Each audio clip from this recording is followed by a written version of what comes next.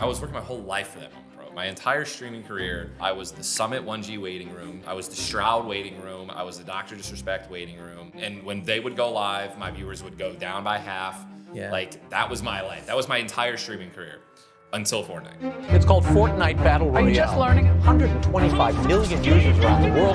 It's free on multiple platforms. Crowd's going for Ninja. All he has to do is breathe on him and he's gonna get the win. This dude just was just like, hey, bro, I'm gonna start up a company where people are gonna stream on my site, but it's not ready yet. I was like, okay. Professional gamer Tyler Ninja Blevins breaking Twitch's streaming record. And I reached out to Twitch and I was like, is this real? And they're like, yeah, it's. It makes no sense, bro. Yeah. I was offline at 2. I would end the stream and you would still just see the page just filling with Prime stuff. So insane. Off stream. As of today, I will be streaming exclusively on Mixer. I have to ask about Mixer, right? Because there's numbers. You smile. You have a lot of memes, by the way. And she's like, Tyler, why aren't you measuring out the mushrooms? I was like, Vicky, I know how much.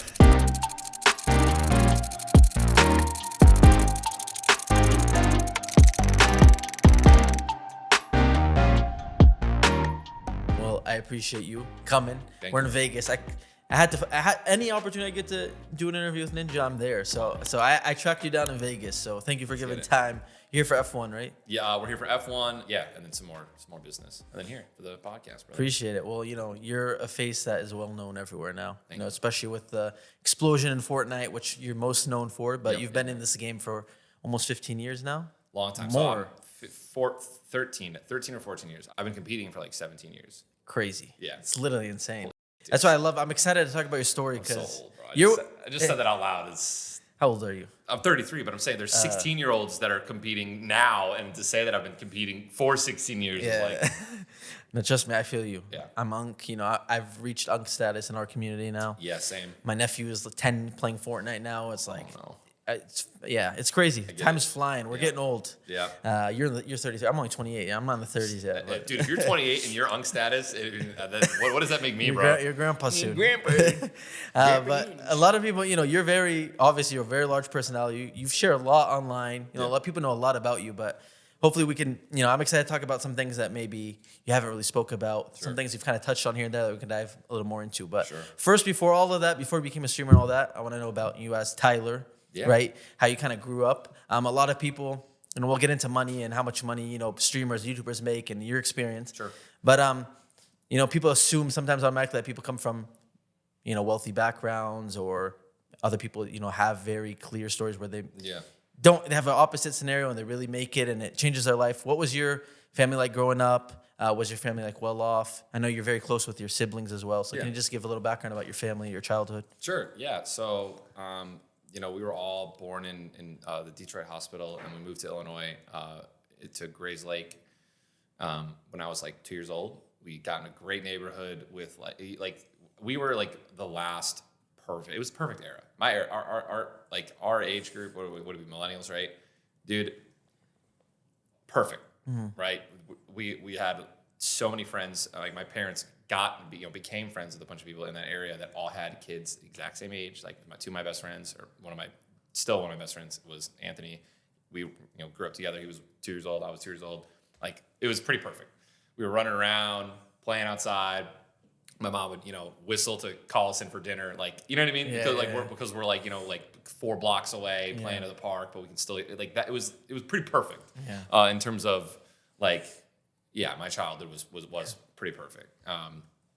But yeah, no, like there are some people that think that I hate that assumption. They're like, oh yeah, your parents are rich or something. It's like, dude, what are you talking about? Like you don't know like anything at all. Like we had to, like they did a great job not ever talking about finances in front of us and stuff like that. But we couldn't go on vacations a lot. Like training camps or like soccer, and sometimes it was like it was like $500. Yeah. And I was like, I didn't even really know the concept of the value of a dollar when I was like 13 years old still, or 12 years old, trying to go to this camp that everyone else is going to and stuff. So like it was very blessed, obviously, because we weren't struggling, but we weren't like rolling in it, dude.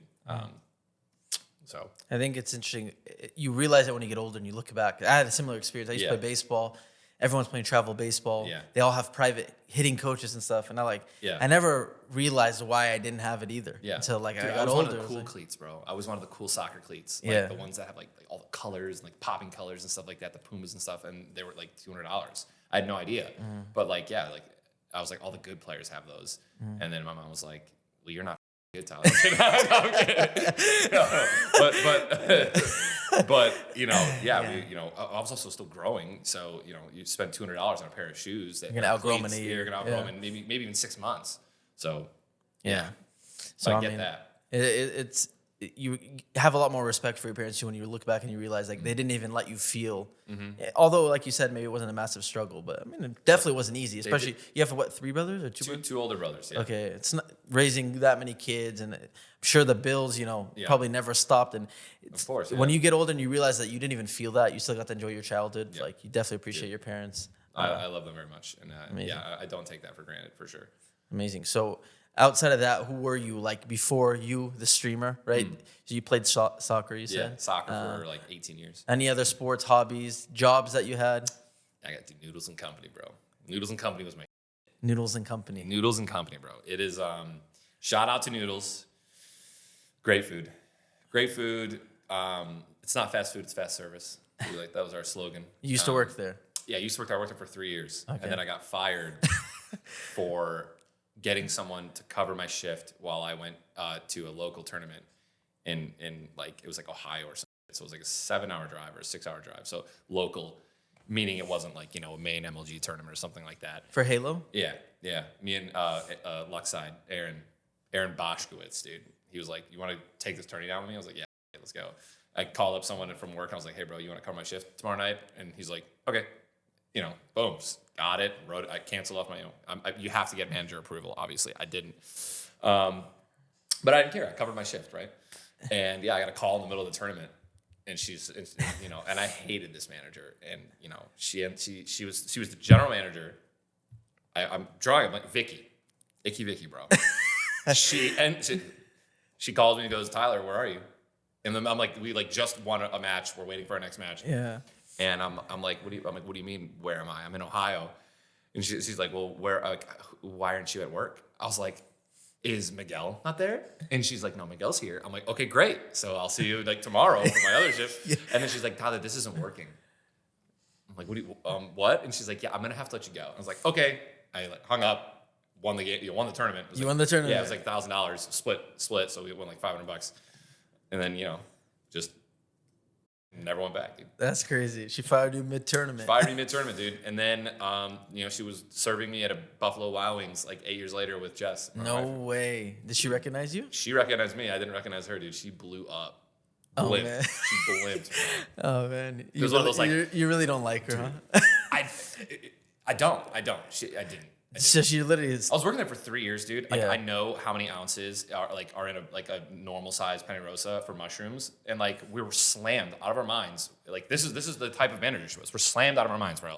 I don't have somebody on. It was called Silver Bowl, which is they would prep the ingredients and then I would saute. So I was prepping my own ingredients and I was sauteing everything, and I was also working the grill, not just the line, the cooking line. And then like it was just, and she's like, Tyler, why aren't you measuring out the mushrooms? I was like, Vicky, I know how much mushrooms are in a 9-ounce penny roll. Like, and like, you want me to stop and get out this little thing and put the mushrooms in? I'm like, I'm doing everything myself, and we're backed up with orders and we're slammed. And like, that was who she was. So, I love it. That was a little. I'm getting heated. It cut a little deeper than I'm than getting I heated thought. just thinking about it, dude. No, but I mean, hey, did you have any other jobs before or after that? Or No, so that was my last job, was Noodles. And then you won the tournament and won you the kept tournament, competing.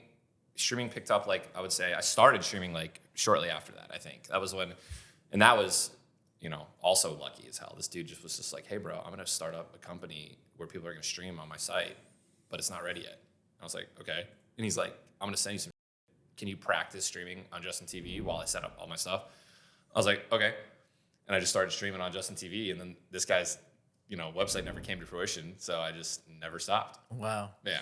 So, okay, so that's what I was going to say. A lot of people assume you're an overnight success because Absolutely not. Fortnite, Close. you exploded, right? But you were streaming for probably almost a decade before that, Yeah. right? But before that, in 2009 is when you started competing in Fortnite, or sorry, in Halo. Yeah. So how did that happen? How did you get into that scene? So, dude, that was actually crazy. I didn't even know. So that was like, so even before that, so '09, let it shine, brother. That was my graduating year. That was our slogan. But before that, it was, I was like, I knew of MLG, right? I knew that it existed. I didn't know that you could go to these events. I literally thought it was like, you just, like these teams, they pre-existed and, you know, they played, it was like the NFL in a sense, right? Like they don't need to qualify for anything. They just exist and they play every, 4 times a year. And then finally they're like, I found out about Game Battles, greatest website ever. Rest in peace.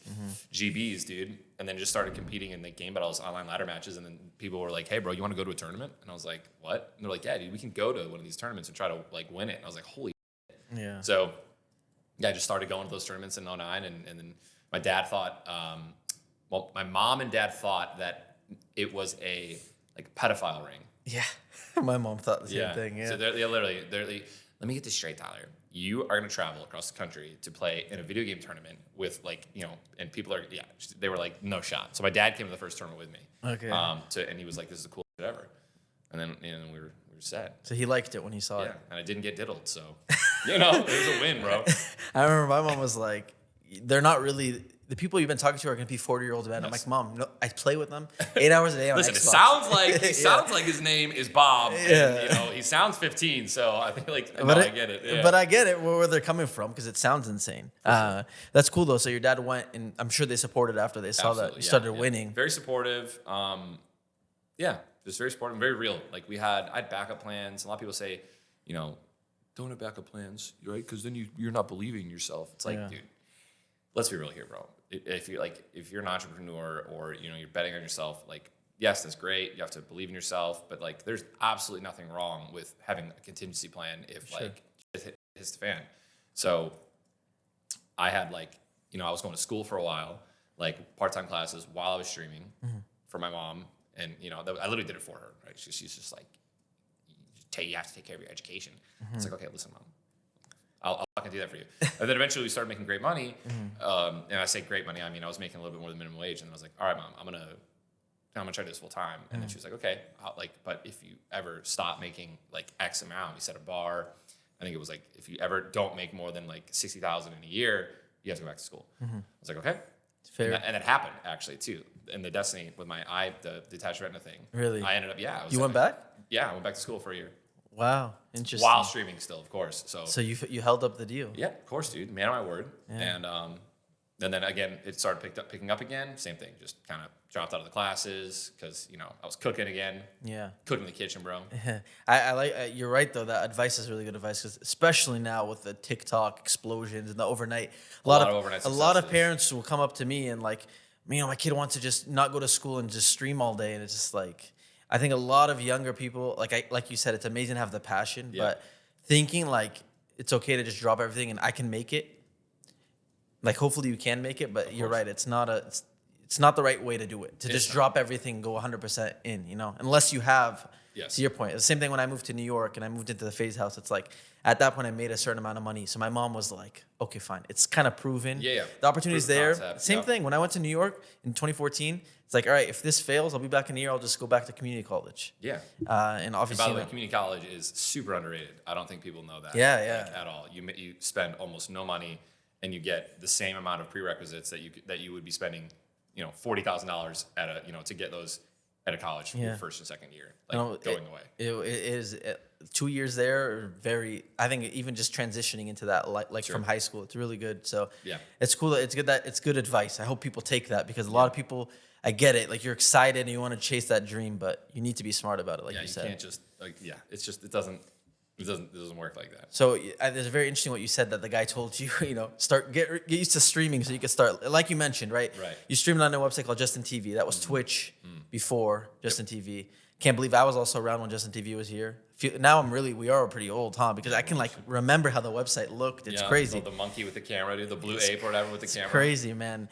I think FaZe, we streamed barely on there a little bit. We were never really into stream, but we dabbled into it. But you were there early. You were very early on. So do you remember what it was like telling people that you're a streamer? Like before it got popular, I know a lot of people, for me growing up, whenever my brothers would tell people he makes YouTube videos, I would like hide, like don't talk about it. I don't want people to know. Stop talking, because then everyone's gonna be like, "What's that?" Yeah. So how were you with being a streamer? Did you embrace it? Did you kind of hide it? Did you tell people about it? I never hid it. I think, and the only time I got asked was by like adults on planes. No joke, right? Because like if I'm walking around wherever, no one's gonna be like, "What are you doing here?" Yeah. But if I'm like I'm a freaking 16-year-old kid on a plane by myself with like headphones on and a hoodie and shit, and they're like, what are you coming to Columbus for? Yeah. It's like, oh Columbus. God, here we go. And I'm like, I compete in video games, and they're like, what's that? Yeah. It's still to this day, by the way. Yeah. People, it's like, what is streaming? So how do you make money doing it? Yeah. It's like, bro, what do you think, man? How do you make money doing anything? It's ad revenue, sponsors, like. Yeah. So, but yeah, no, I never hit it. Only when like there was like an 8-year-old that like they weren't gonna understand it, even if I broke it down for them with like a 20-page PowerPoint. It'll just take an hour, literally. Yeah. So yeah, that would be the only time I would just like here we go again. Yeah. So you would just Yeah. okay. Try to hide it from the 8-year-olds. I think something I always say, and I'm not no glazing, like genuinely, I always say the moment in my eyes where streaming became cool, not streaming, gaming became cool, was when you streamed with Drake. I swear to God, I feel like it was an overnight switch. Like in my personal life, people, it's not like I got bullied for it, but my friends would make a lot of comments about, they would like kind of poke fun at it about gaming. Yeah. Everyone kind of looked at it like it was a lame thing. Fortnite, okay, I think that moment when you streamed with Drake, I swear, if I feel like it overnight flipped. Like everybody started thinking gaming is cool, and I've said this. I always say this. I genuinely think that that's the moment. So do you feel similar about that? I know it's your moment. So like, no, I appreciate it, dude. I thought about it. I mean, I think about it, or I've thought about it, especially during the time. Because I got asked that question a lot, like shortly after that happened too. But even just listening to you talk about that and like kind of like really, I was reflecting on it and thinking about the content that was being, made around like before and around that time too. There really wasn't a lot of like people making like gaming TikToks and videos and things like that, right? Mm-hmm. Like it wasn't something that people wanted to let everyone know. And the one thing I definitely remember happening after was everyone and their grandmother was coming out of the woodwork, like celebrity wise, and like pro players in football, and they were like, a game. Yeah, no, exactly. So I'm thinking, I love game, I game all the time, and then everyone's like, dude, like. Yeah. And nobody talked about it before. Right. Nobody talked about it. Because it was the same thing with FaZe, right? Like, I'm sure you had everyone hitting you up to stream with you. At FaZe, in that period of time, so many random... Like, I remember being in the office, and Myers Leonard came once. He's like 7'11". Josh Hart. I remember the names because there was very few basketball players that wanted... Like, what is this, Or like rappers or whatever. I think at that moment... People started talking about it more. There was a few people. Remember Josh Hart wore Fortnite shoes, the NBA game. I love Josh Hart, dude. Yeah, stuff like that. And then now it's like, now everyone, they're playing, like it's such a big thing that people talk about. I genuinely think it was not talked about before that moment. Like it was like people hit it. You know what I'm saying? Let's go, dude. So it was. I really think I genuinely. I know it sounds lame, but I really think that moment literally made it cool. I appreciate it, bro. I love the premium gas. I don't get a lot of premium gas. It's anymore. real. It's real though. I've said it a million times. I swear. I have to say though, that clip of you reminding people of Twitch Prime. Oh yeah, dude. That's one of the craziest clips. Like that chat is one of the craziest. I still don't understand it, by the way. That's like, dude, because I mean, bro, that's what happens when you have 100,000 people that are trying to get an exclusive Fortnite skin by redeeming a Twitch Prime sub, right? Like that will never happen again, I don't think. Well, I mean, Kai could do it. I mean, I think people just didn't even know about it either. I don't think it was just for the skin. You're just like, by the way, it was a wombo combo, bro. It was a wombo combo. I'm not joking. Yes, it was like Twitch Prime was very like pretty much brand new, or roughly brand new around that time. But dude, it really was also you can get a Fortnite skin. Do you have any idea how many people subbed in that moment? We got like 30,000 or something. In that, because this chat, we're definitely that day we made like 25,000 subs. We had like 25, 30,000 subs. That's crazy. In Prime subs. It's crazy. I literally, if you slow down that chat, I don't even think your eyes. We thought we were getting botted. Really? I was like, and again, I've never even gone on a website and looked at like botting viewers, botting anything.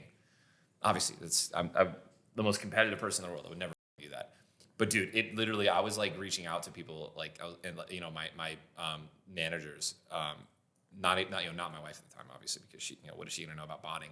like Twitch Prime subs, but I was like Brandon Freytag, who I worked with from Loaded. I was like, Brandon, like, am I like, are we being like, Is this real? Are we being bought? Like, literally, yeah. And he was like, it's real. And I reached out to Twitch and I was like, is this real? And they're like, yeah, it's.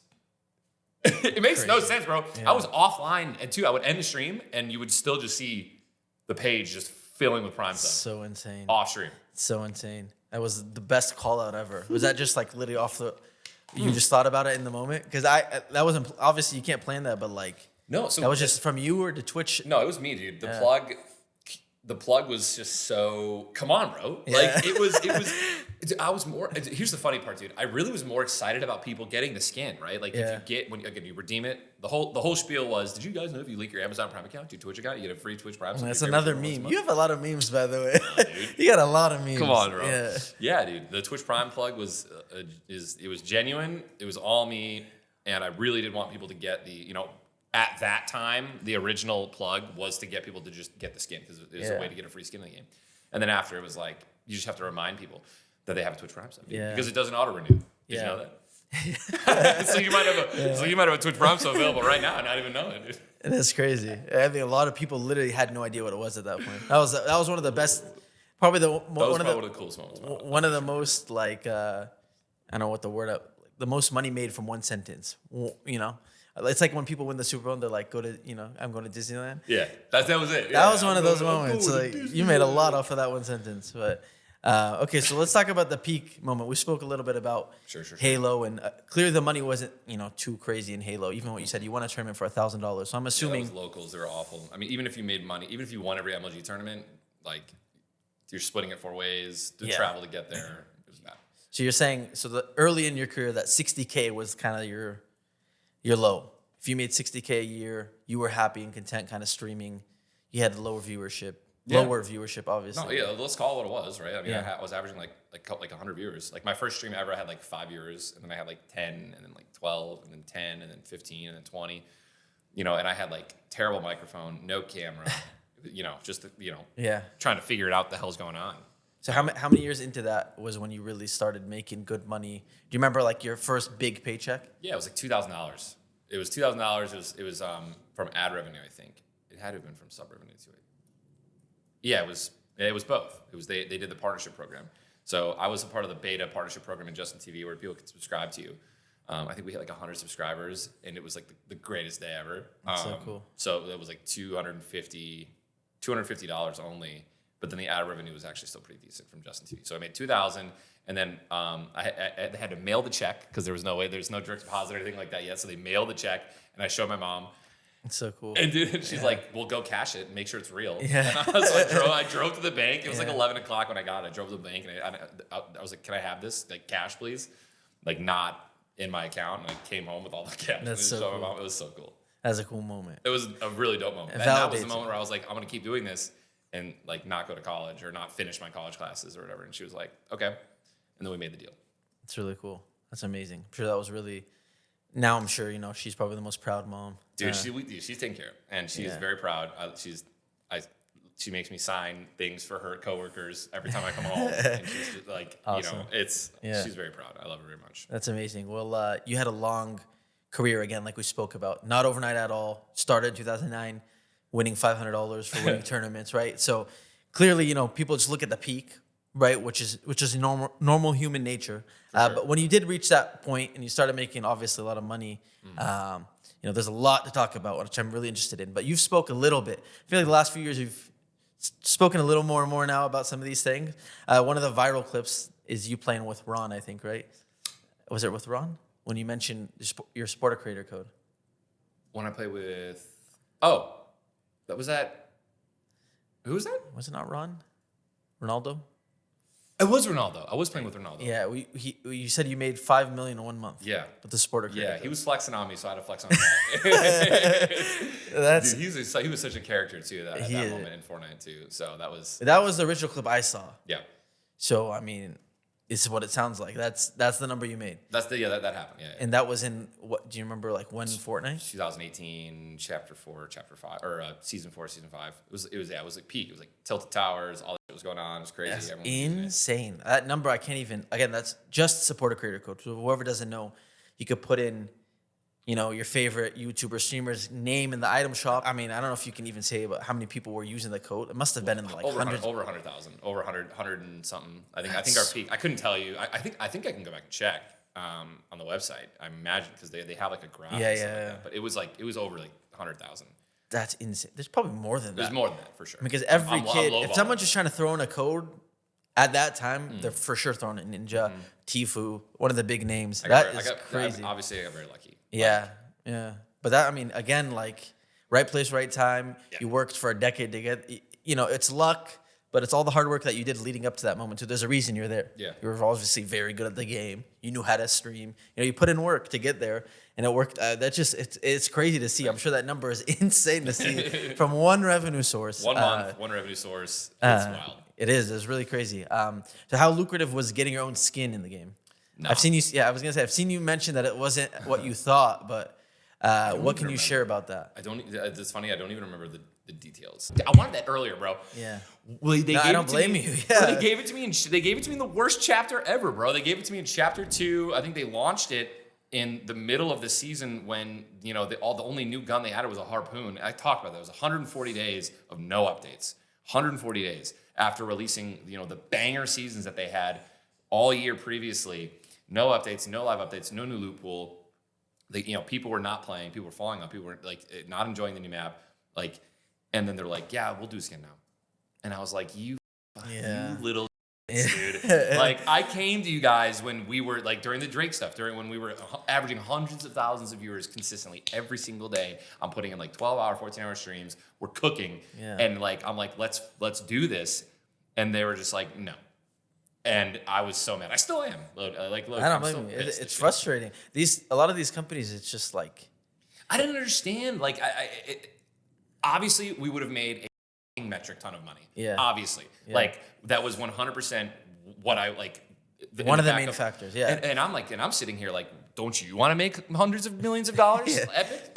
Literally, that's what I'm thinking. I'm like, this is a no-brainer. Yeah. And then that wasn't even. Yeah, they just shut it down, obviously, and then people stopped playing their game, and now it's all of a sudden, hey, buddy, let's do something. And again, of course, I'm obviously grateful to be in the game forever with the skin. Again, I am. I'm very grateful for that. But it was just such a missed opportunity.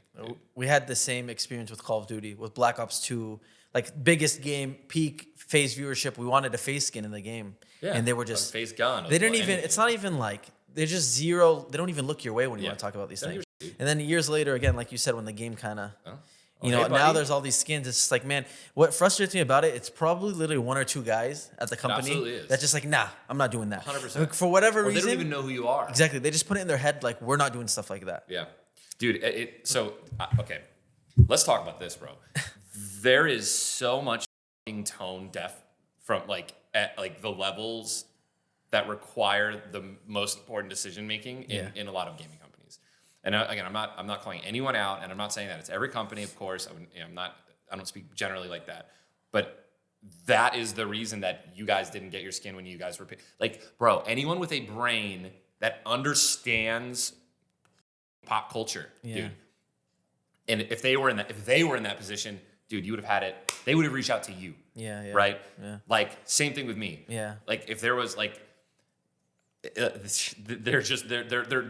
they're business people. At the end of the day, a lot of the people that make a lot of the big decisions that are above all the game developers and stuff, they don't know about anything other than how much money they're already making. You know what I mean? The stats of the game, how many people are playing, whatever. They don't care about that. They don't know about it. And so it might not even hit their desk, bro. Yeah, no, you're probably shit right. Like that. Right? No, and you're right. And I'm sure you've gotten a lot more experience in the last few years, and you've seen a lot more how these businesses are ran. But you're right.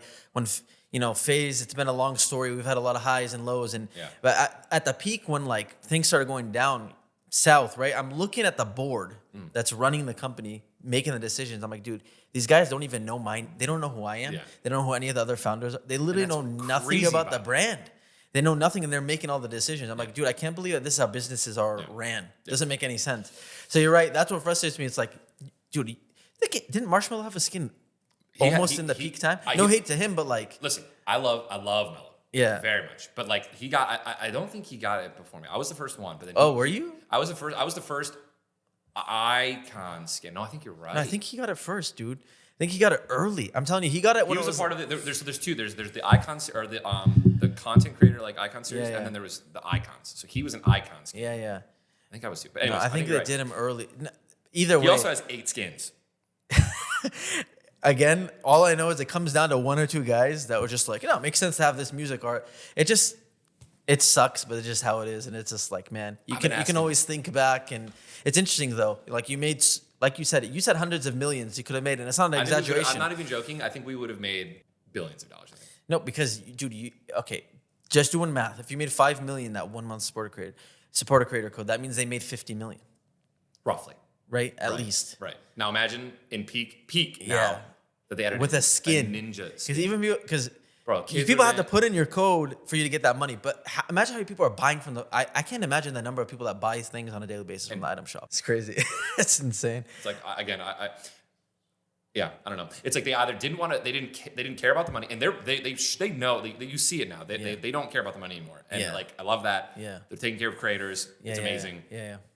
But like I have to for my own sanity, I have to think that was why they made the decision as well. They Yeah. just like we know we make a bunch, but we just don't. It's very interesting. They're an interesting company. They are. do things like you said. Right, and then I get my skin later though when they're not making money. So it's like, what's happening here, dude? Yeah, I make don't it make know. sense, bro. I don't know. All right, so if you made 5 million just off of supporter creator code, Yeah. on Fortnite item shop, can you share what your most profitable month is? Like with everything combined, outside of streaming deals and stuff that you haven't talked about publicly. I guess like you got YouTube, you got Twitch ad revenue, Twitch sub, all that stuff, creator code, merch. You've done a lot of The things. biggest month ever is what you're saying. Yeah. I think it was probably like, I think there was a month I made like, it was during when I had like 267,000. It was the 267,000 peak subscriber count, like that prime sub, that prime wave, and then the ad revenue as well. I think I made like 1.7 in like ad revenue, maybe more. I can go back and check. Probably. Just off Twitch. Yeah, and then YouTube was, I think YouTube we were making like 900K or like $1 million or something. Maybe more. I mean, And then item shop too. yep. So you're probably what, like 3-4 million that 1 month? Yeah. Wow. I mean, dude, but like again, here's what a lot of people don't understand also, right? Like you can sit there and say, someone signs a $100 million contract, right? 50 if it's gone, Yeah, taxes for sure. right? So like that's another thing too. And then not only that, and then so Obviously the numbers, it's not as People- as beautiful as it sounds. 100%. But it's still a crazy amount of money, It's of course. obviously astonishing, Of course. mind blowing, and I'm incredibly blessed. So okay, so even that 5 million supporter creator month, that wasn't necessarily your highest earning month. If it all was total. during the, dude, for my own ego, I should go back and. I love how you don't know. Yeah. I don't know. I don't because it wasn't about the money. No, bro. I get it. No. I was just grinding, dude. I Yeah. was just gaming. I loved it. You just gotta go, especially when you're in that. When you're you in the can't flow, stop. dude, You can't dude. look around. You gotta keep going. Yeah. I was doing 2-a-days, bro. I was streaming. Again, like I was working my whole life for that moment, bro. My entire streaming career was, dude. I was the Summit 1G waiting room. I was the Shroud waiting room. I was the Dr. Disrespect waiting room. Like that. People would fucking call me that. Like Yeah, while yeah. I'm not even joking. Like Yeah. and when they would go live, my viewers would go down by half. Yeah. Like that was my life. That was my entire streaming career until Fortnite. So when I finally, and I always in my head thought I was one of the best streamers, like just best gamers and like one of the most entertaining streamers. I was just confident. I was like, I knew that was crazy. I knew it was funny. Like, and obviously I had the talent to keep people who didn't give a shit whether I was funny or not to keep people entertained. Yeah. So then when I finally started averaging and like more viewers than everyone else on the platform, and I was like, dude, I'm gonna stream until my eyes bleed. Yeah. And I was doing like 12-hour streams, and then I would go to take a 2-hour nap upstairs, and I'd wake up and I'd go stream again until like 2 a.m. And I did that for like 2 years straight. Yeah. Again, I think it's clear that you love it. I love it. Again, I think it's super clear from this conversation that obviously you want to make money and you have to make money. Of course. But I don't think it was ever your main driving factor. Never by in my any entire means. life Yeah. was it about. Like, I saw an opportunity to do something that I loved more than anything in the world and make money from it. Yeah. Right. So like when I was even making, again, when I was playing Halo and H1Z1 and stuff like that, like, bro, I was buying Starbucks and Taco Bell, and all the money I made would just go right in my bank account. I never Amazing. bought a car. I never bought watches. Like, I didn't buy any of that, and I didn't care about it. Like, And not like on Asmongold's level where he's like, Yeah. what about the money? I don't, Yeah. I don't clean my room. I don't care. Like, not even like that. Yeah. Just that I literally did not care. Yeah. I loved streaming and gaming so much. And yeah. It's why when we hear these numbers, you're still doing it right now. You're still 100%. streaming every Still day. streaming, dude. I feel like you're probably itching that you haven't played one. If you still Been, get that. I haven't gamed in 4 days. So I got Final. I'll be playing today's Friday. I'll be playing tomorrow morning. I got Right when you get back. No, tomorrow morning here at my hotel room, on my okay. laptop. I got a raid from 8 to 10 a.m. See, so you're like that's the thing about you. You're a gamer. You're not just you're not just trying to stream. You're not trying to make it like it was. It's really it's the best combination when you really have that passion. Like you Literally, said. I will be playing video games until I'm telling you, from someone who is in the world. I've loved Call of Duty. Yeah. I'm not really into video games completely. Like Call of Sure. Duty, I loved, and I'll get into Counter Strike. But like when I'll see you randomly at like 8 a.m. streaming Final Fantasy, like after I don't even know these numbers, but I know you're well off, right? And well deserved. When I see you streaming Final Fantasy, I'm like, I know this guy just loves playing video games, and I know you play off stream, and it's cool. It's cool. I think it's a big lesson in that too. That it's like you can't force it. You got to have the passion. You got to really enjoy it. Definitely, man. People can sense it. The generation, the younger generation right now, and like our generation are just wide open right now, eyes wide open, seeing through fake people. Yeah, 100%. Thank God, bro. I hate fake people more than anything in the world. Like you can just, and it's so rare for people in the space as well to like see through other people's shit too, and then tell you behind closed doors that like you're not crazy or something. Yeah. And that's unfortunately there are people you'll run into. There are other streamers, YouTubers that you expect them to be what you see online, and it's like it's not. Never calling anyone out. Of course, man, same. I can't stand it. Like if you can't, there's just so much hypocrisy in the streaming space. At the end of the day, just being a good person is always gonna prevail. You know what I'm saying? And some people just are not good people, unfortunately. Yeah, dude, I live by like, I'll never say something that I wouldn't mind coming out. Yeah. I love that. Yeah. It's the most relaxing feeling in the world knowing that like there's no like DMs that can come out. Yeah. You have nothing like that you're worried about. Because if they did, like I'd be okay tweeting it. And so like every time I'm about to send a message or say something about somebody, it's like, is it, would I be okay with this coming out? Okay. Boom. Yeah. Say it. Right. Yeah. So anyways. To that point actually, right? You had a PG era in Fortnite. Oh yeah, dude. Right? It's family friendly, dude. Family friendly. Well, again, a lot of people.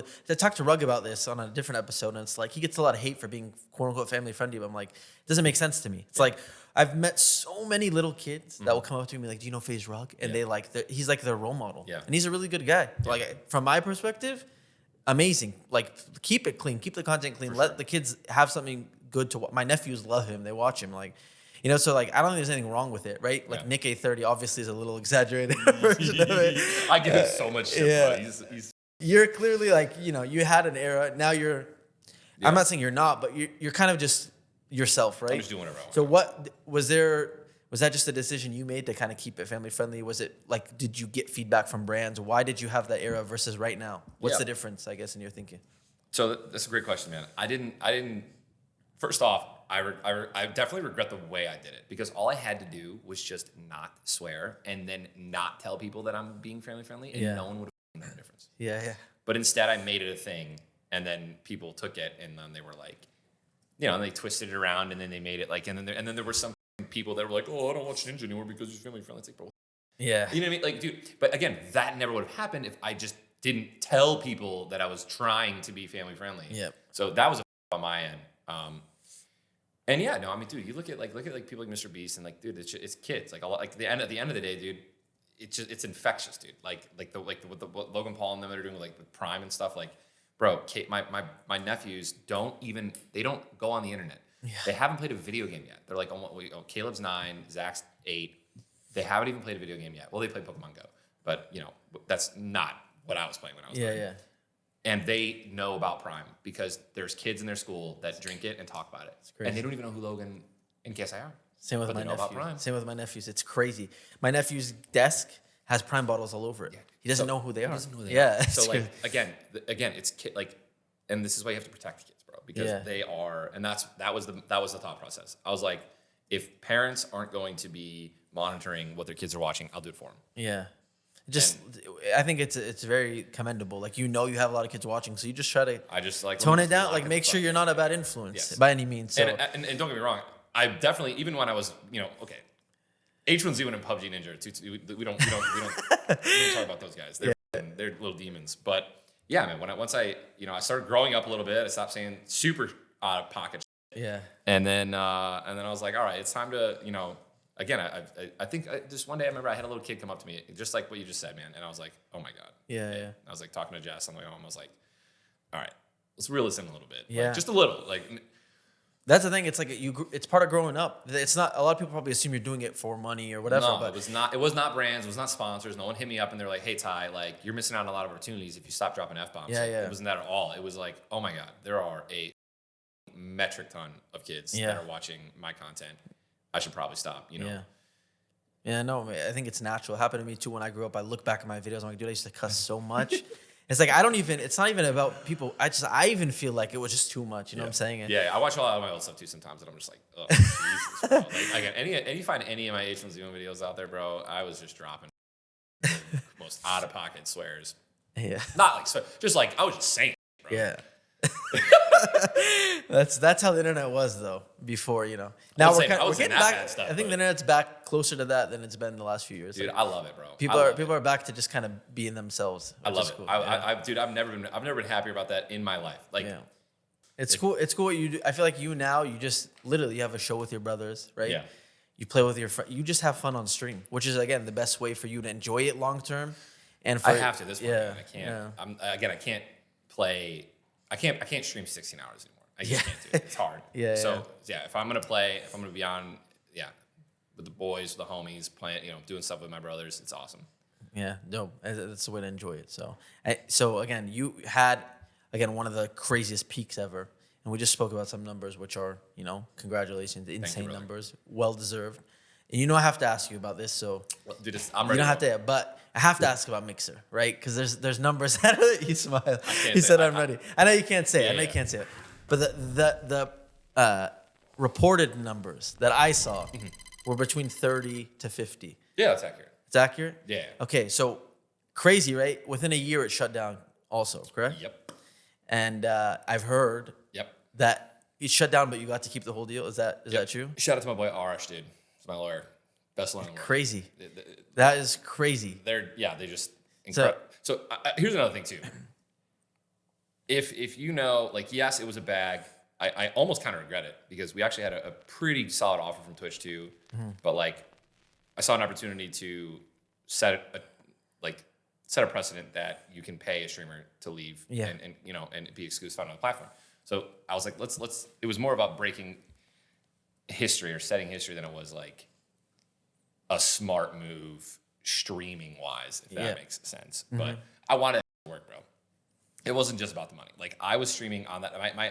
My hours in the contract were like 150 a month is what I needed to hit. I streamed for 300 hours for like the first 8 months. Yeah. Every month. So I was doubling what I was contractually required to do. I wanted it to fucking work so bad. I was like, what? And Back to our conversation earlier about like how some poor decision making from people changes everything. I've seen you speak about how even so to make an account you needed a Microsoft email. Microsoft email or Hotmail or like an Outlook, and it's like no Gmail, no professional email. Dude, unbelievable. And then even if look, this is how bad their sign. Like, if you can't get people to stay on your website, and like they didn't have, like, I had my mom, my dad, my brother, and these are my mom's pretty tech savvy. Yeah. And so is my dad, and my brothers are definitely tech savvy, and Jess is definitely tech savvy. Every single one of them needed help making an account Crazy. from like our Mixer rep. It's crazy. Because like the emails were not being verified properly. It was just the dumb. It just shocks you how such large companies can like make just such bad decisions. What are you doing? They deal with so much money, right? And then they just And like they the just smallest things, man. And Mixer was owned by Microsoft, but they did not work independently. Like, they needed every approval possible from Microsoft. And dude, just think about how long that takes, right? Yeah. To make a YouTube live streaming update for Google, it takes like years Yeah. because it has to go through so many Yeah, many wheels and stuff. So we were like, please, like, dude, your username was given to you and randomized, like every Xbox Live gamer tag is. Yeah. It's like, so you have to, like, people are, talking with Fart Sniffer 69 is like their name they're given. It's Weird, yeah. So many small things that could have made it so much better. I mean, it was like you said. I think it was definitely like revolutionary, whatever the right word would be when you did it. I remember watching the thing and I was shocked that you made that decision because again, nobody did it at the time. Yeah. That concept was crazy to step away from Twitch. For sure. I mean, especially at like you're basically I was peaking at your peak, like near your peak, probably, right? So it's a massive decision. Massive. No meme, no meme intended. You know what? But I mean, like, how did you make that decision? Because again, obviously it's a lot of money, but you would have probably made. I would have made way more. I mean, especially the numbers you just threw out. I would have made way more. If you're making more a year, Yes. right? So that was a huge decision. A lot of people are scared at their peaks to make decisions like that, understandably. Like, you don't want to mess with you spent a decade building up your Twitch, right? Before it was even Twitch, you're on Justin TV. That's a huge decision to make. And again, I don't think you regret it. I mean, it kind of worked out perfect for you, right? You got definitely did. like 10 months, you got the money and you came back. You signed a deal with Twitch right after, right? So how did you get, like, were you nervous about that? Like losing your viewer base? Like, Absolutely. So yeah, we weighed everything out. We weighed all the pros and the cons, and like we didn't feel respected by Twitch. I think when they came to the table, just like conversation wise, and then we did feel love from Mixer, and we thought it was going to work, and we genuinely did think that we could blow it up. yeah. At the time too, I was talking to like Lupo and Tim, and I was talking to Nick Merckx and all these guys because all their contracts were all coming up. And yeah, we were all like, dude, what if we all just jump and blow Mixer up out of the water or something? And obviously no one else left. And They all got offers too? Except for Shroud. They were all in talks. I think they were all like we were all, it wasn't like, Sure, they couldn't pay everyone. Yeah. I mean, it's Microsoft, but I'm sure they didn't they want to pay definitely, everyone. yeah, I don't know anything about that. And Yeah. I think, dude, I even think someone said, I don't know, that's some conspiracy shit. But like, yeah, Jess and I we were very confident. We were very comfortable. We obviously made a lot of money over the last couple of years with Fortnite on Twitch, and then I think one of the biggest things was deciding factors was like, dude, yeah, no one's ever done this before. Like, I did want to make like history and like kind of cement that decision, and again, I would do differently. I would have stayed. I will 100%. You would have stayed? I think I would have stayed. Obviously, it worked out. Thankfully, it worked out, but. That was what I was going to ask you because a lot of streamers now are getting similar offers. Sure. Obviously, Kick doesn't necessarily do exclusive, which is interesting.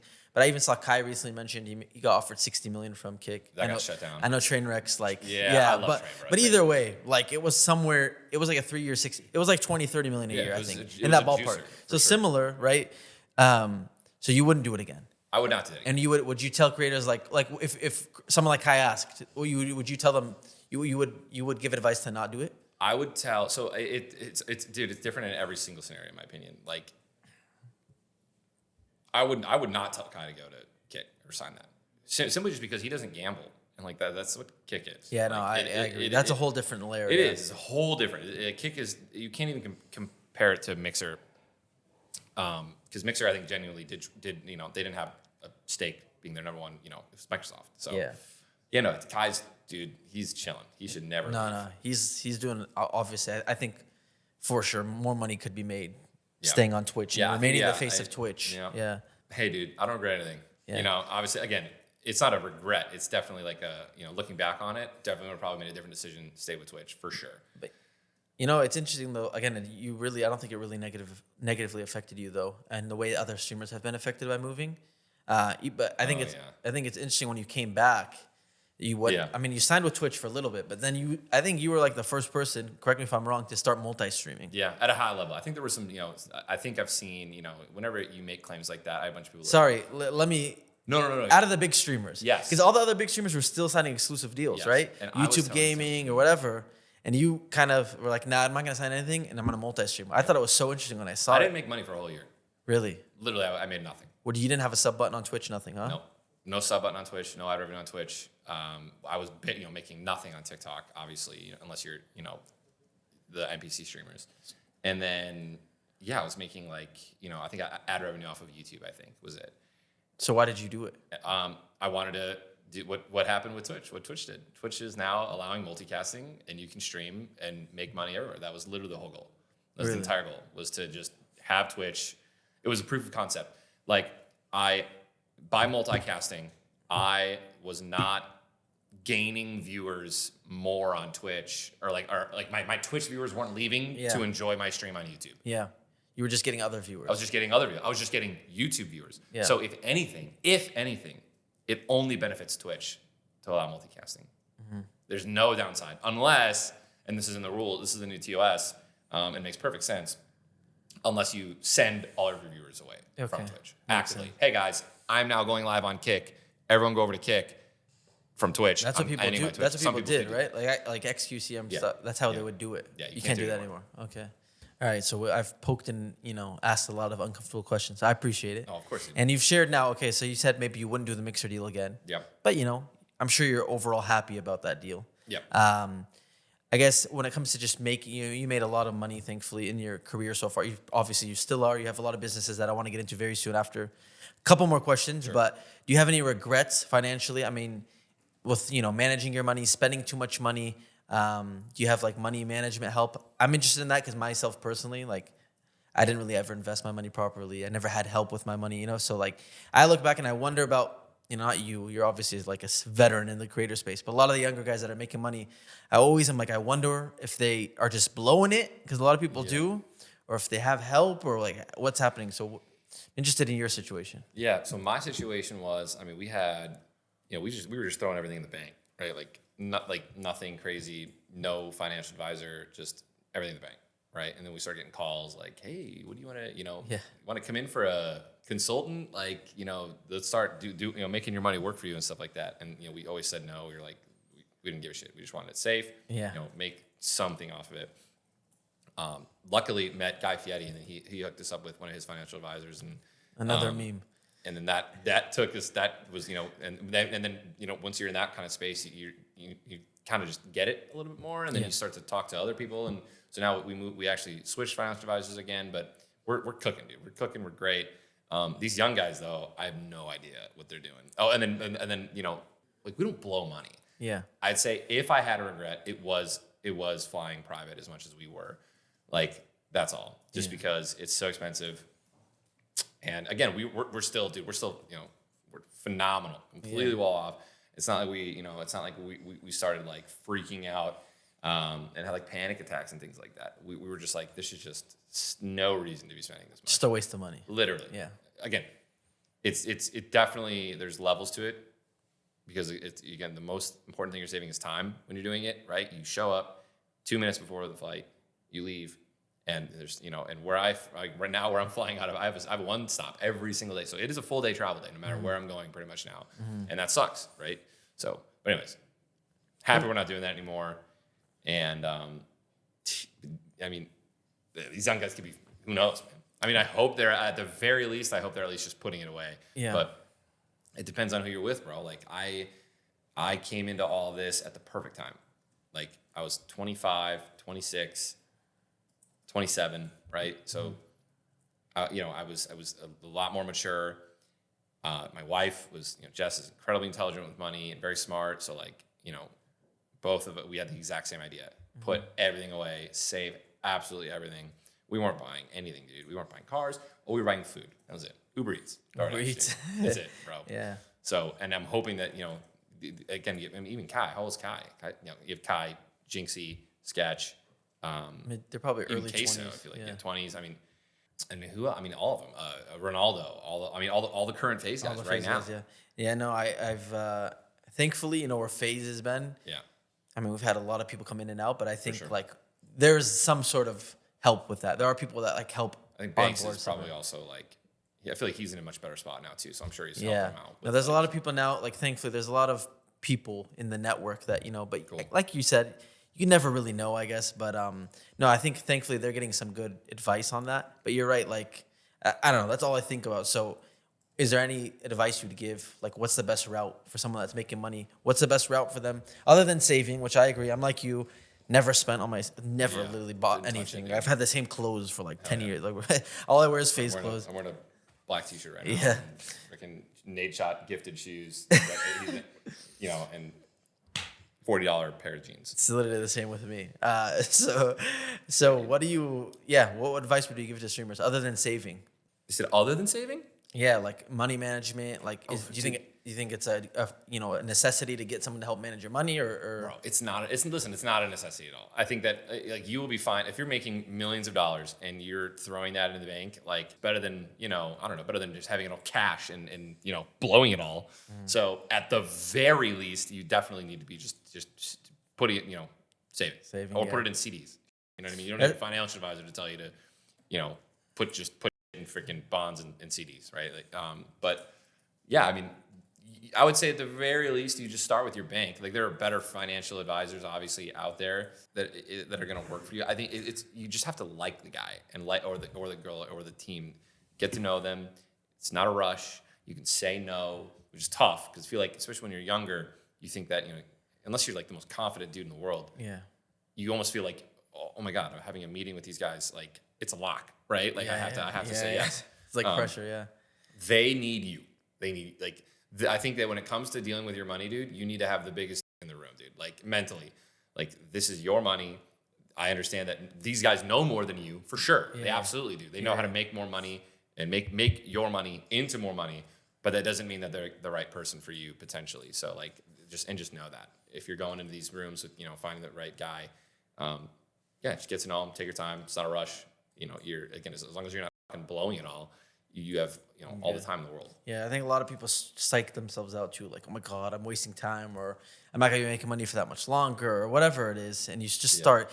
It's easy to get flustered, and then like just not do anything. I think 100%. I've seen that. I've done that. That's happened with me a lot, for sure, in a lot of cases. But I mean, to just kind of feed off that a little bit more, like Justin and I, again, we were like, listen, we're not getting distracted during this, during the heyday season. We're not getting distracted. Just put it all away. Don't even think about it. And like, let's just keep cooking, right? Yeah. That's literally what the game plan was. Stay focused, keep streaming.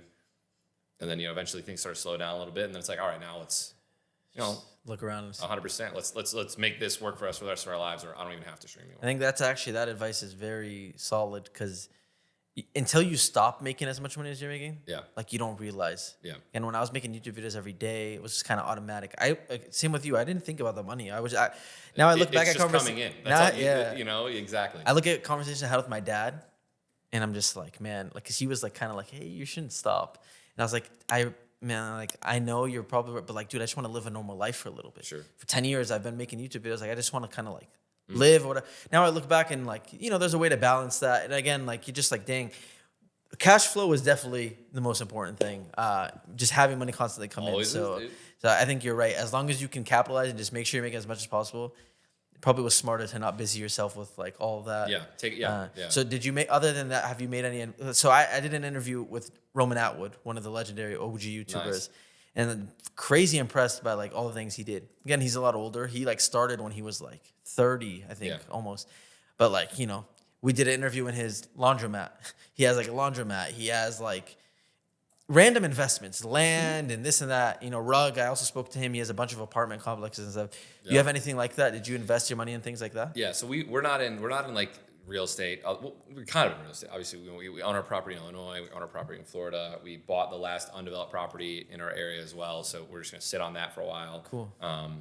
We actually had the plans drawn up and everything. We were gonna break ground and build, but then we're just like, it was gonna be a juicer, dude. It was gonna be massive. It was gonna be, what else? No, I'm kidding.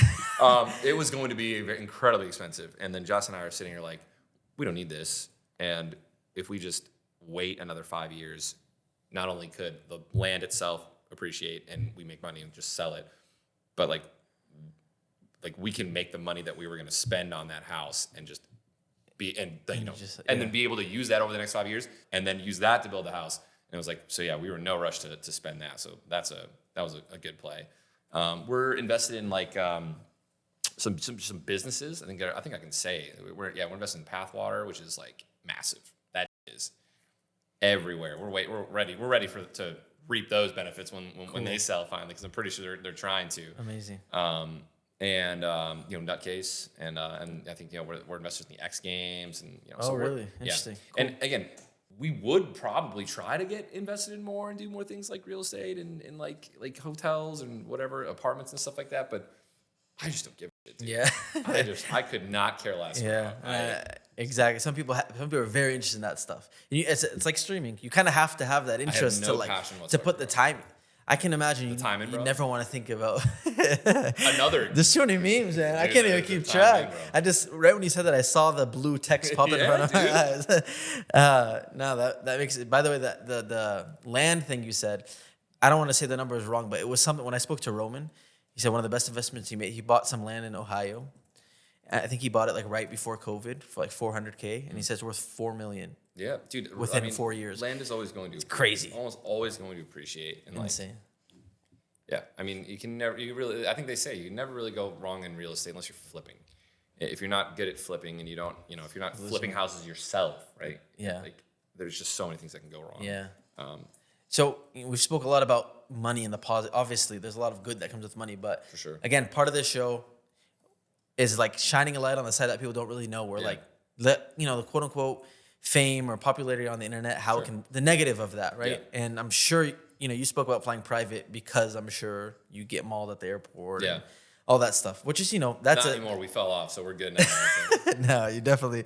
But again, that's not even that. I'm not acting like that's the worst thing ever. sure. But there are things that are bad that Yeah. come with it. I've spoken before about being swatted and crazy things have happen a lot. And then just in like a personal level, relationships, right? I mean, it seems like thankfully you have a great relationship with your whole family, right? But Close there's some okay, exactly, right? There's some stress that comes with it that people don't really maybe think about, or whether it's family or friends treating you differently, or people wanting certain things from you. How do you have anything to speak about that? Yeah, of course. Yeah. Yeah. I obviously, I'll never say names, of course, because there's just absolutely no reason to. But yeah, so luckily, no friends have. I've always kept my circle small. Yeah. In terms of people that I love and I trust. So never them, which is incredible. My brothers and my mom and dad, never them, which is again like the most perfect. I mean, we also do go out of our way to take care of them every once in a while. Yeah. And like so, but yeah, there's been some family members that other relatives that'll just be like, hey, there's a surgery or something like that we need, and it's like this expensive. Can Tyler help? And it's like, what the Yeah. like who. Yeah. Are you to ask me for a large sum of money? Yeah. I don't get like emo or sad or anything like that. It's one of those things where it affects Jess when it affects me. Yeah. Like because I just don't give a I'm just like no. First off, no. Yeah. Unless if it's like listen, if it's life change. Like if you're dying, Yeah. oh my god, of course I'll take care of anyone in my family. Yeah. But like this was like unnecessary, like just asking for stuff, and it's just like It's also the way people go about it. yeah, dude. There's like again, if someone's really in need or something, of course I'm sure you're gonna help. Really think about just like going up to somebody that you've only met, like you see them once a year maybe, and being like, "Can I have $500,000? Yeah, that's or can I have 100?" Like, think about that. It's f***ing crazy. You would never do that. Like, Yeah. It sucks. Like you said, I feel like that feeling. I've had somewhat similar thing, and again, when people saw FaZe was valued at $1 billion on the stock market, people read a headline like you that. have They $1 think I have billion, $1 billion. I'm like, brother. brother, And I didn't have as successful as a career as I would have, of people probably think when it comes to money. And it's just crazy. I've heard random comments too, where just like what do you think? Like you guys, people just assume. I mean, again, even if in your case, I mean, there's public numbers and people can do math because a lot of your stuff is public. Even if the money that they think is there, it's still not okay, bro. People just right. I mean, just also weird. like, and then dude, it sets the precedent. It opens the door. Like, Yeah. I gave you this. Now I have to give your, maybe even your kids that, or Yeah. your nephew, and then this, and then now them, and then them, and then them, and then them, and then them, and then them, and then if I do it once, can you do it again? The second time you can ask for more again, and then it's like, and dude, and if Jess and I aren't incredibly intelligent with our money and making it make more money for us, which is what what you do. Yeah. Like, let's say we weren't doing that, it's like we're just pissing this money away, yeah. and they're not gonna invest that money. Yeah. That we're giving away to our family. Like they're not, you know what I mean? They're not Yeah. going to be using it to For sure. to renovate a house and flip it and then and then we're going to get our money back. Like so we're just burning it. Yeah. I think for me, like the most annoying part about it is like for me at least, when I see family and friends, it's like a detach from the world, from the YouTube. nice, yeah. So it's just like you're excited to just be out of the, ninja character. Not that that's a character that you're putting on, I know what you mean. but you're not ninja, you're Tyler, right? When you walk into your family thing. So you're going with like really good intentions. You really just enjoy family time as a normal human. Yeah. And then like getting those questions, it just like, Oh, yeah. that's why it just sucks. It just sucks, Yeah. like, cause it's like, that's Yeah, all you they let want. your guard down for a little bit, Yeah. and then out of nowhere, it's like, what the, like, Yeah. oh, yeah. No, it can suck. I mean, dude, more money, more problems, they say it. Yeah. And everyone on the internet right now, it's not everyone, but, the people, the incels that can't think for themselves are like, oh, I wish I had that money, so that's not that much of a problem. And then you're in the position, and then you wouldn't even fathom, like, to understand, like, just how frustrating it is. Like you also mentioned, I mean, taxes and That's another thing. it's not like you're, people. there's just a lot to it. So again, it sounds crazy. Like it may sound crazy to the people, the conversation. I don't think we're saying anything insane at the end of the Right, day. I don't think we're just being like anybody who disrespectful. has what you can afford to help with, and I'm sure you do. I'm sure there's a lot of people you help without even thinking about it. Dude, But I've done so many things for my parents, my family, and that I don't post about. Dude, it's my mom always used to say this, like, if you, because we're very religious. If you feed a homeless person on the street and then tweet about it, it's like, Yeah, did you really do that out of the goodness of your heart, like for Yeah. God and stuff like that? Yeah. No, you made it public. Like you don't. I don't know. I feel you. I mean, I have a similar outlook on it, 100%. So I also take the private route completely in my life with everything like that. But it's interesting. But we can move from that because it's closer family also, right? Sure. Thankfully, again, you and your brothers, you have a show together now on Twitch. You guys have a good time. A lot of people talk about don't do business with family. Your brothers, it's not necessarily business, I would say, but your wife, right? Yeah. She was your manager for what, 6-7 years? Yeah. And I can't even count how many times you've mentioned her with all the decision making. So, I mean, clearly you guys have worked very closely together. So, Yeah. how's that experience been? It's very interesting because it's like she's literally like your partner in this She's whole my thing. everything. I don't know how the hell we did it. Yeah. Like, I don't know how we did it. Like, we were still, intimate and in love, and, we still would go on dates, and it was like even throughout all of that. But like looking back at it, now, because like sometimes, because she hasn't been my manager for like 2 years now. I hate it, dude. I would stream for 12 hours, and then I have to get off, and then she'd be like, "So, honey, we have this, your schedule tomorrow," and I'm like, stop. I would always just, mostly I would just let her say it, and but now she does it now sometimes, and I get off stream, and she and I'm like, stop talking to me like I just finished streaming 8 hours. It was an actual crazy day. Like, I'm drained. Yeah. Like, I just want like peace for a minute, not talk about anything. And if we're gonna talk about something, I'd rather Not work. not work, not about what our schedule is the next day. I want it to be about you or like our day. Yeah. And so I don't know how we did it. So I mean, not that it was a bad experience. I'm sure it was a It was great an amazing. experience. It still was an amazing Yeah. experience. But you wouldn't recommend. It's tough, dude. You wouldn't recommend. I can imagine the lines blur a lot, and like you said, it's like she's trying to do her job. It's almost impossible. Yeah. Because it's professional work, right? And like nobody's perfect. And like if I want to, first off, people have a hard time talking to their spouse, regardless of whether or not they work together. Yeah. So not only am I having to have perfect communication with my wife as my wife, and now I have to have a conversation with her about maybe there's a way that I don't want her to like explain things to me as a manager. So I'm critiquing the way she like, and then how do you not let that affect your love for me outside of the working relationship? So like it was, again, she's a communications major in college, so she obviously, she's very intelligent, and we were able to communicate just incredibly well throughout that process. But not a lot of people have that, I'm sure. Yeah. And that's why I wouldn't recommend it. I mean, everyone says it, don't get involved with family. And we did it, and we've done it, and we're still doing it. Yeah. And, we have these moments sometimes where it's like, dude, how the hell do you have this conversation with your fucking blood about how they need to do a better job about something? It's and then be like, see you at dinner. Yeah. And just everything's back to normal. Yeah, exactly, dude. It's so hard. So, I mean, you were lucky. I guess you had a good experience, but Yes. not something that you'd necessarily recommend. Yeah, You understand. please don't. There's people out there. Take your time. Find someone that will, go through some interview processes and stuff and meet these people and do it that way. It's just much better. Yeah. Well, with her help, right? You guys did a lot of amazing things. I'm sure she's still a big part of what you do right now. Like I said, you've mentioned her name so much with the decision making, all that. You guys did. Obviously, you have the Fortnite collab. You have an Adidas collab that you did, right? You've done a lot of cool collaborations. Do you have what's your favorite, if you can name one?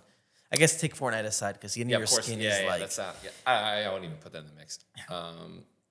Yeah, dude, I think Adidas is probably one of the coolest things. My Rebel arc was pretty dope too. Yeah, I that thought room, that was room really they cool. built. I know that's just one part of it, but Yeah, I remember seeing that. the European tour. We did like a little it's kind of like a press tour, and then we finished with a Poland tournament, Fortnite Poland tournament, and that was just so cool, dude. Like we flew, we were just boop boop boop. It was like Germany, and then England, Germany, I think Austria, and then finished in Poland. It was just so cool, and we were doing meet and greets and tournaments, and it was awesome.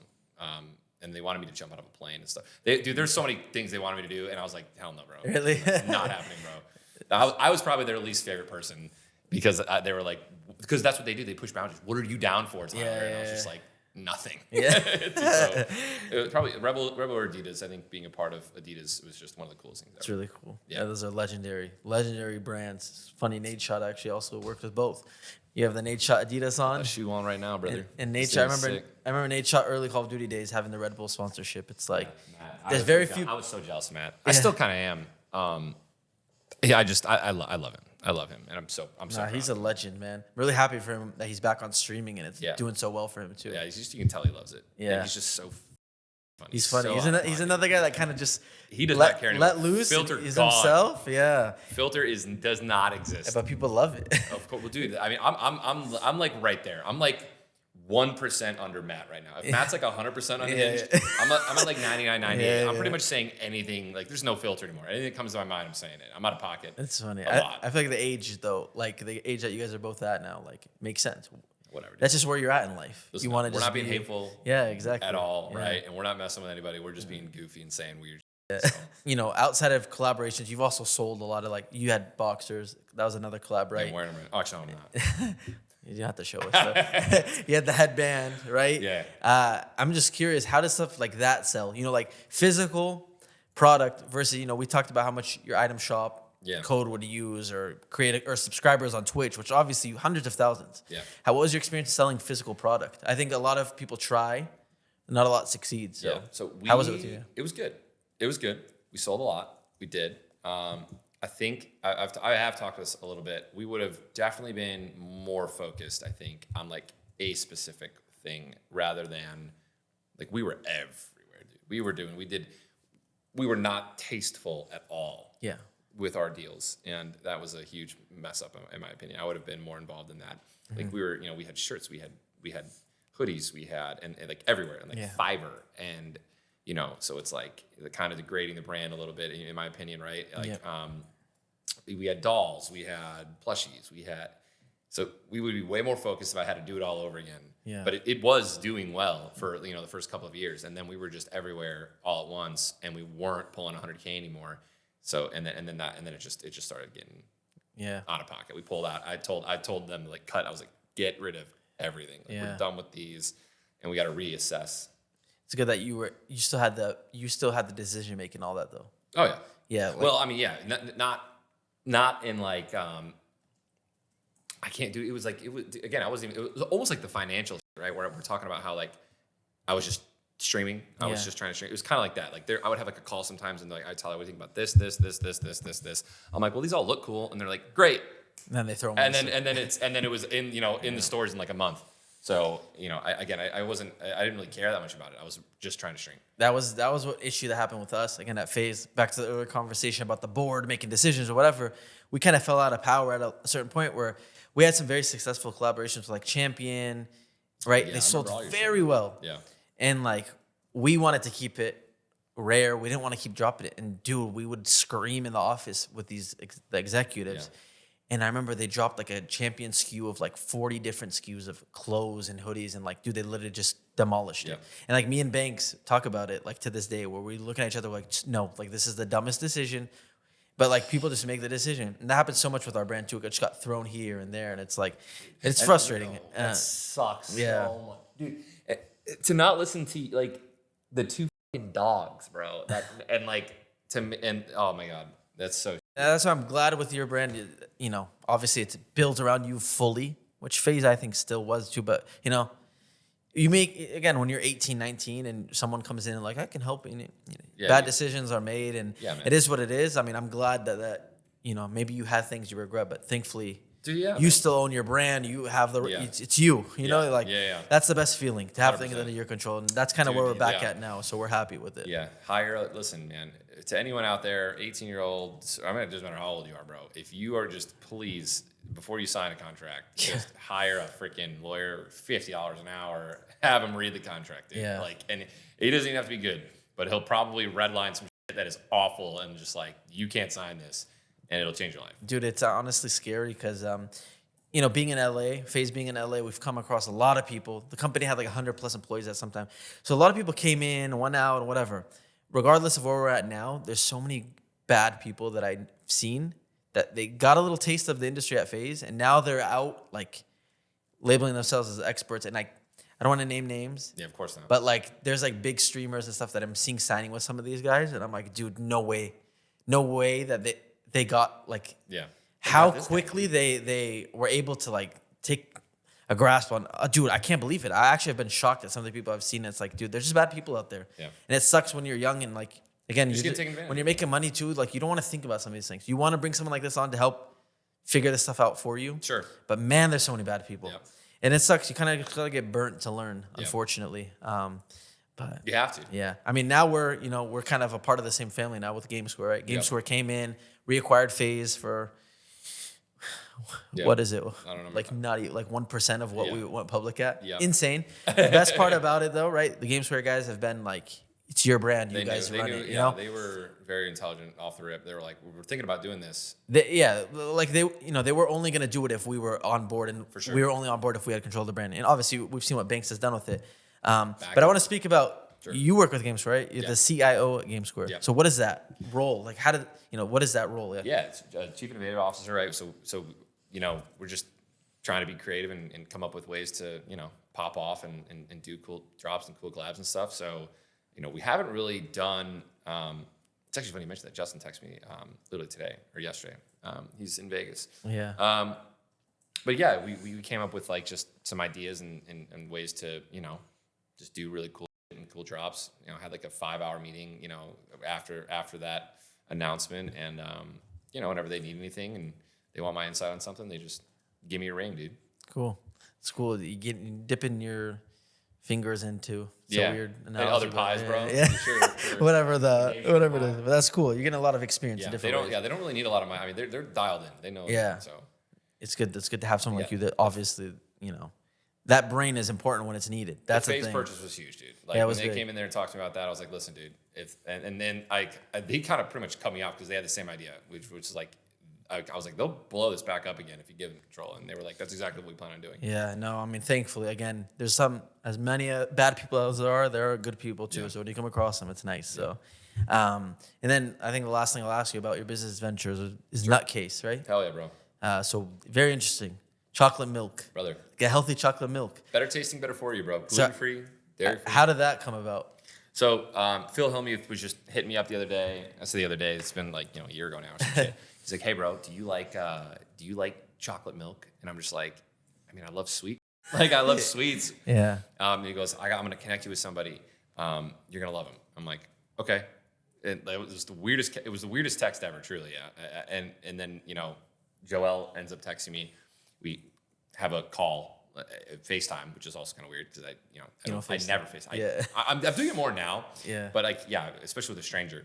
So yeah, she called me like 10 a.m. on a Saturday, and then just walk me through the her game plan and the product and stuff. And I was like, well, listen, this is a drink, so like if it sucks, I'm out. Obviously. Yeah. I'm watching up Shark Tank, bro. Yeah. They're like, number one thing with products, food, beverage. If it tastes like shit, you're. So I was like, just send it to me and we'll go from there. Because like I'm not gonna sit here and keep talking if the product's bad. So Yeah. she sent it to me and it was unbelievable. It's phenomenal. And I was like, this is incredible. It had 5 ingredients on it, no preservatives, nothing insane. And again, gluten-free, dairy-free. I can handle dairy. I can't handle gluten very well. I have a slight intolerance, nothing crazy. But the fact that I can enjoy sweet like this and not, have to worry about, I'm having artificial coloring and flavors on it. Yeah. It's phenomenal. awesome. So we're now on to 3 flavors. Got vanilla, strawberry, chocolate. All phenomenal. Strawberry is probably going to be our juicer, in my opinion, once people try that. It's already out there, but It's phenomenal, dude. That's I wish I awesome. brought some for you, dude. Sorry. You're good. I'll man, what I'll- stores are they in right now? They're only in like you can order them on like GoPuff right now. Okay. So you can, they'll sell single cans on GoPuff. You can buy 12 packs online, and obviously it's not optimal because if you've never tried it, it's pretty expensive. Yeah. Because we actually use cashews, like they're like a lot, right? To get them Cashews are expensive. to get them to be Yeah. and to get the thick creaminess and to make it not watered down, you actually have to add a bunch. So we don't skimp on that. And again, it's good quality ingredients. So to get people to drop 40 on a 12 pack of something they never tried. So we're slow rolling it out. And we got a lot of moves that we're making. It's exciting. Yeah, dude. It is actually insane how much hype this shit has behind the scenes. Like, Really? Very much. Oh, Like cool. obviously right now it's not blowing up everywhere and people aren't drinking shit everywhere.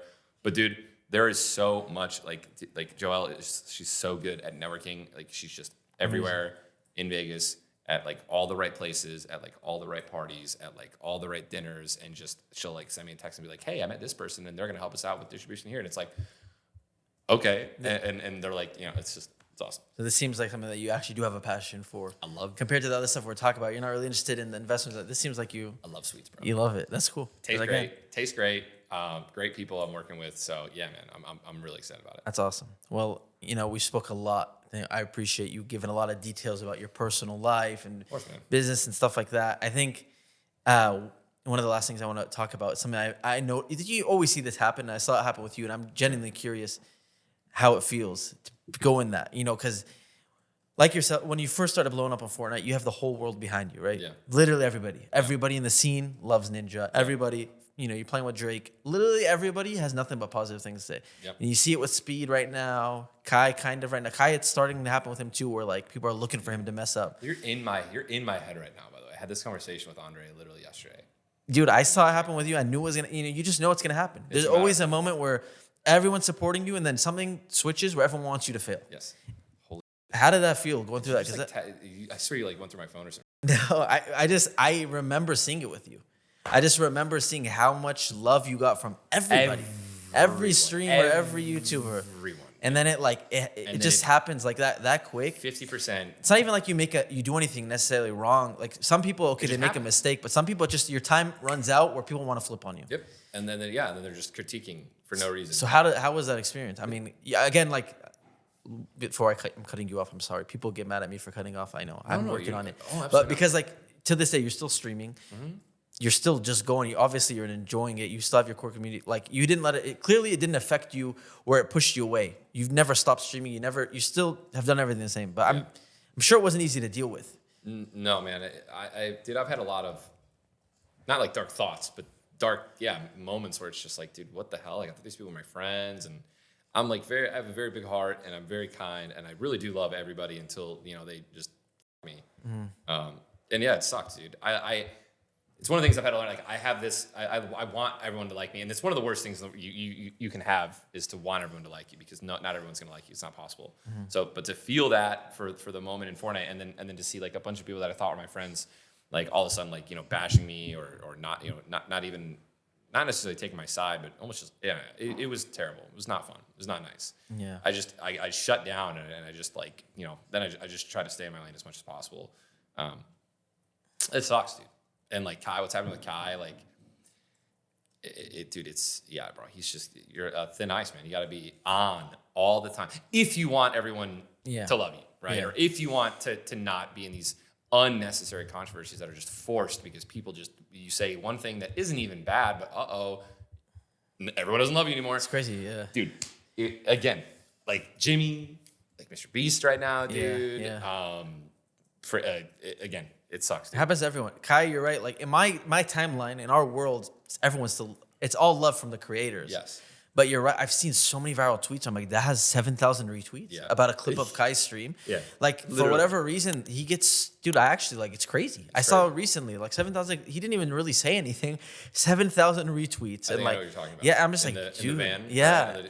Yeah. And just like, It dude, was a little odd. It was a little weird, I'm but also like not bad at all. anything. The people are just waiting for him. Yeah. It's crazy. He actually has like, he's got like D1 haters just like waiting for him. Well, here's the worst part. Yeah. And like, I don't blame Elon for this, obviously, like with what's going on with X. Like the clip farmers are crazy. Yeah. And they make a lot of money too now. And that's what it is too. No, you're right. That's a big So part there of are it. already haters, but now there's people that if they get a video and they get people to hate on, on you, and they can get 5 million, 10 million views on it on a 30-second clip. And then guess what? You're going to react to that clip. Yeah. Now they got another clip. Yeah. And then you might react to that clip. And now they got a third clip. And now they just made who knows how much money off of shit that they started. Yeah. No, So like that actually. there's I think incentive. There's incentive to cause drama more than ever. You're right. Yeah. Absolutely, dude. Yeah. I fucking hate it. I hate it. I It hate is. everything about streaming right now, truly, other than like gaming. I feel like there really isn't that much drama in gaming right now, thank God. But dude, everything else, it's just drama. It's drama. Yeah, It's drama. it's It's a drama. lot. It's drama. It's drama. It's drama. It's drama. F off, dude. Yeah. Remember when streaming was just playing video games? Remember like your next clip, your next highlight? What's my tweet of the day gonna be? Yeah. Like that's literally what it was. I feel like prime for like peak Fortnite, H1Z1, PUBG. It was like the boys are getting on. We're gonna stream for 12 hours straight, get his shitload of wins, try to go for funny clips, and now it is clip farming, drama. I hate it, dude. Yeah. I'm so happy I'm unk status now. I'm on my way out, bro. Like, Yeah. I don't envy anyone that's in that right now. I think being in your lane, just playing the games you like to play, doing your show with your brothers. That's what I always wanted like, to it just do. makes it fun for you. Yeah. I got lucky that I was Yeah. able to do that and then still be the biggest streamer on Twitch during that era, right? Yeah. I didn't have to do anything. I didn't have to clip farm. Yeah. I was just having the time of my life playing Fortnite. Yeah. And I'm blessed. I got really lucky. So have you ever thought about quitting when those low moments happen again? Like I can understand what. Yeah.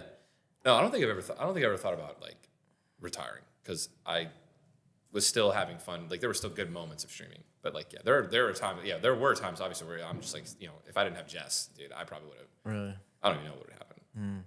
She talked me out of a lot of bad spots. One recently, a couple months ago. I'm in a great spot right now. Mentally, 2 months ago, 3 months ago, I was in this huge rut where I was just like getting off stream and I'm like, Yeah. bad. I'm like, holy Jess, I'm terrible. Yeah. Or you know what I mean? I'm like, I'm the worst streamer in the world. And she's like, how many viewers do you have today? I was like 15,000. And she's like, what are you talking about? Yeah. And it's like everyone just keeps telling me I've fallen off. I think I have. And it's like, she's like, you have 15,000 viewers. Yeah. And then I was just letting that energy like into me and I was like projecting it. And like now I've just, we had a huge talk and I feel like it's done a 180. That's good. I mean, it's really difficult because you can't help but compare it to yourself. You have to. To your other success that you've had. That mental game is like the most stressful. For me, like battling with myself. the only reason I've been able to come back to YouTube is because like I sat in my house for 2 years. Like, I don't know. And like now I'm making content like this that I genuinely enjoy, thank God, for the first time in a long time. But I have to be like, I'm not checking my views every day. Yeah. When I used to post every day, my mood Tim would does that, dude. Tim is a YouTube studio freak. Dude, bro. no, it's so bad. Now with the like 1 out of 10 1 out of ranking, 10, dude, that green stuff it can checks. literally like it just kills you. I get it, yeah. So you have to disconnect from that For sure. Which sucks because you kind of, if you're actually sweating your balls off with content, like you want to, why didn't this be a 1 of 10? Yeah, right? yeah, So it's yeah. like finding that balance of not obsessing over it, but also like critiquing and improving. Yeah. Dude. It's an interesting world, man. You got very high highs and very low lows. For sure. All right, I got 2 last questions for you. Let's go, bro. Then I'll let you go. I apologize. Don't apologize. This is awesome. All right, cool. I've really enjoyed it. That's why I'm yapping. But I know you got stuff to do. But about streaming, how long do you think you're gonna stream for? Do you ever see yourself stopping? Dude, absolutely. Dude, it's crazy. Like I'm 33. Yeah. Again, I think 30s is great. It's great time period. But to sit there and be like, I'm a 40-year-old that's playing Fortnite. You know what I mean? Like I'm having these conversations in my head and I'm like, dude, I can't fucking do that. can't be 40. I can't be 40 playing Fortnite, right? I can't. Yeah. Dude. 40. Dude, can't, bro. I can't. No offense to any 40-year-olds. No offense to He's been doing it for because I guarantee you that there aren't 40-year-olds streaming right now that were streaming when they were 16. It's not Exactly, possible. exactly, So like that's the reason No, no, I know. I'm in my head like that. Yeah, yeah. I've been doing it since I was No, 17 I years completely get it. old. So now I'm doing it when I'm 40. That's why it's so yeah. Maybe other games like I think and my dream, bro, is to be able to play any game, have a couple thousand viewers every game I play, and play RPGs and just fun games. That would be perfect. But I doubt that'll happen. But you never know. It could. But I don't know. A couple years, 5 years. Okay. It's like when people ask LeBron, like when you're Yeah, retiring. LeBron. he's like, what? I got like one more in me. Yeah. Like I got maybe. Nah, he's like, I'm on my way out. Nah, we'll see you for a minute, hopefully. Still. Yeah, I'm having a blast. I mean, you. Last kind of question is long term. You know, I'm interested in. Some people have different goals long term. Like Rug, for example, like never wants to stop making videos. Yeah. Other people want to transition to more business stuff.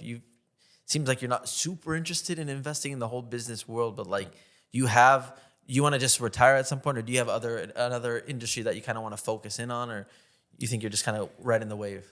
Golf, dude, is so much fun, and like you can never win in golf. There's no perfect. There's no best. Yeah. Right. You can technically always improve. So I think that itch is being scratched and is gonna, I would love to, keep making content away from streaming as I get older, like as long as I'm passionate about it. And again, I don't have to.